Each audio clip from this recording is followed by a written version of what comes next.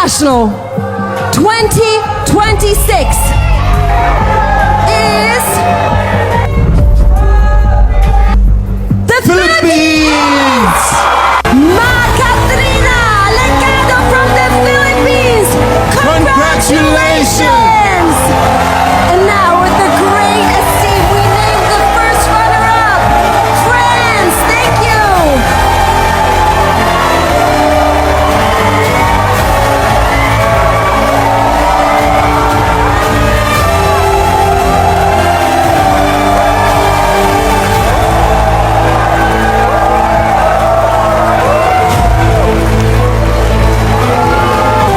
This is Miss Supranational 2026,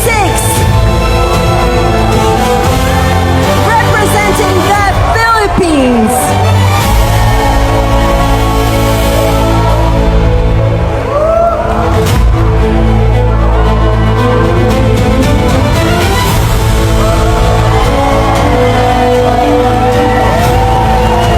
One more big round of applause.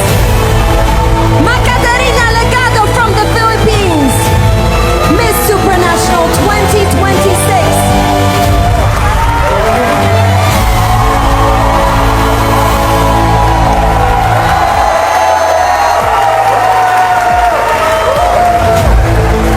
Makatarina Delgado from the Philippines, Miss Supranational 2026. Please take your first walk as our queen.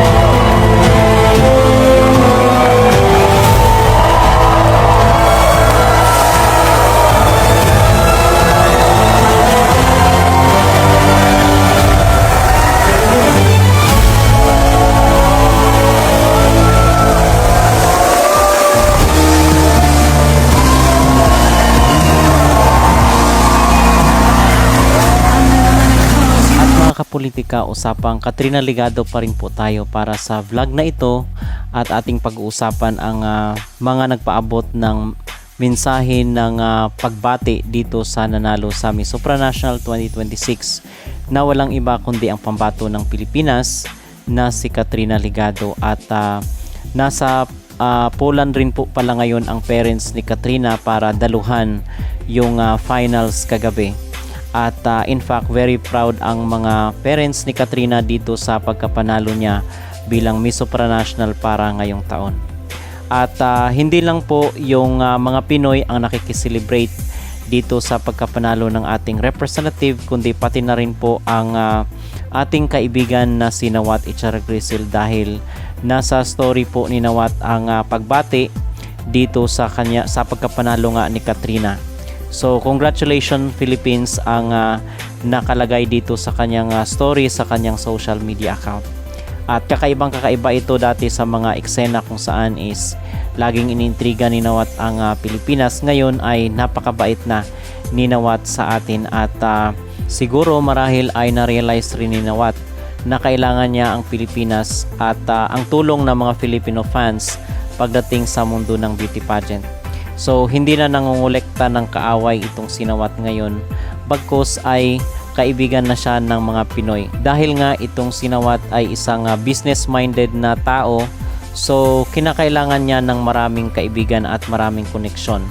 At kitang-kita nyo naman itong si Emma Tiglao na napaka-in-demand, napaka-busy niya sa kaliwat ka ng mga projects at marahil malamang sa malamang ay malaki rin ang kinita ni Nawat dito kay Emma.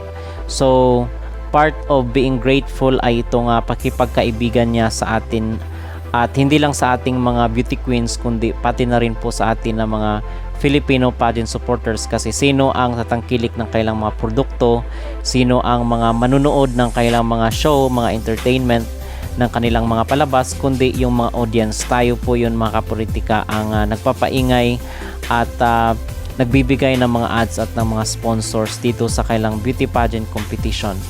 Kasi yung pera na inaakyat ng mga Pilipino dito sa mga business, sa mga negosyo ni Nawat, I believe na milyon-milyon rin. So mahalaga tayo dito kay Mr. Nawat. Kung kaya ay binati niya po ang ating candidate na si Katrina Ligado. So yun po yung pinaka-latest. At dito naman po kay Atisa Manalo, binati niya rin po si Katrina dito sa kanyang story, sa kanyang social media account sa Facebook. Ay pinost niya itong si Katrina, larawan ni Katrina Ligado kung saan ay kinoronahan siya sa Miss Supranational.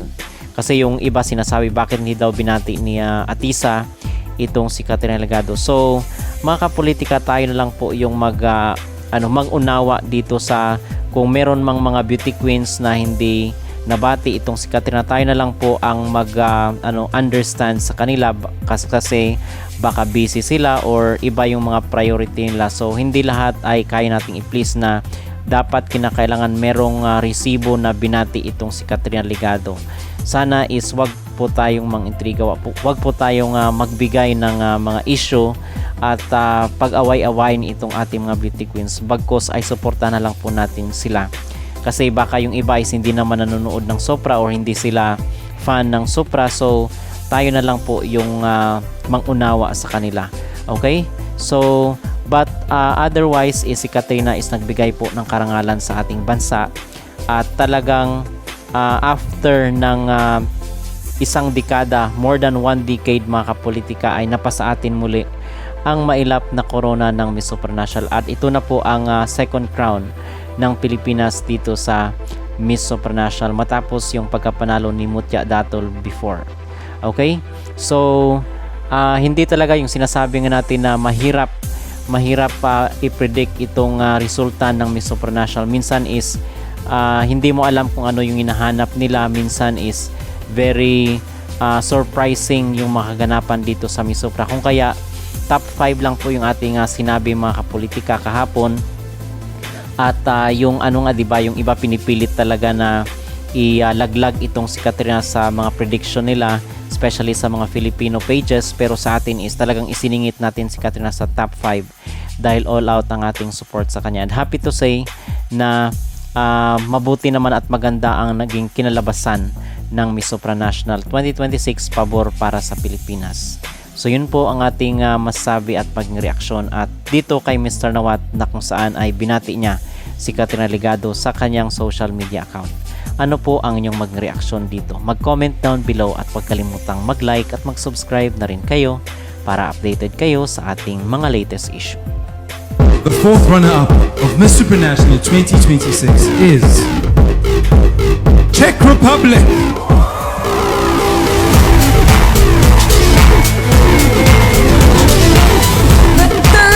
Runner-up is Nigeria!